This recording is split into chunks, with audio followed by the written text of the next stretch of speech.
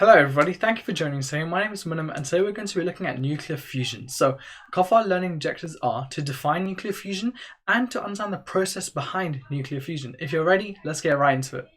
Okay, let's have a look at what nuclear fusion actually is. So, nuclear fusion can be defined as the process of two light nuclei joining together to form a heavy nucleus and releasing energy. That's really all fusion is.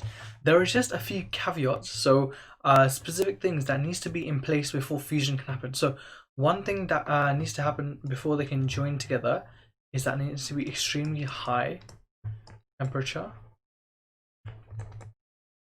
So extreme, because we're not just talking about any old high temperature, we're talking about extreme temperatures, and there also needs to be extreme pressures. Well, why is that? Well, because here in our example, we're pushing together deuterium, which is a form of hydrogen with two protons, so it's like that, and tritium, which is a form of hydrogen with three protons. And now when we force these two elements together, we're forcing their nucleuses together. The nucleus is a region of positive charge because remember it contains protons. We need extremely high pressure and high temperature to force them close enough to overcome their electrostatic repulsion between positive and positive, because remember like charges repel each other, so we need extreme pressure and high temperatures to overcome those forces of repulsion. So when we do, and the two elements are pushed together, they're not actually quite fused yet, they're just shoved very, very close together. Then what's released is that it's a heavier element here, which is helium. So now this is now H4 and 2, so now it has two protons and also two neutrons, right? And also another neutron is released.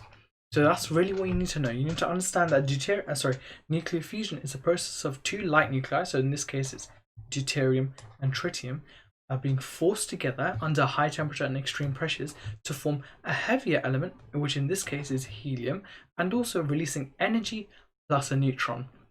Now, where does fusion in the real world actually happen? The only real place that fusion can happen in the natural world is inside stars. So not even like on the surface of stars, we're talking like the core of stars. Like that's how strong the kind of strong forces we need to force the two light nuclei together. So inside stars there is extreme pressure from the gravitational forces, and there is also extreme temperature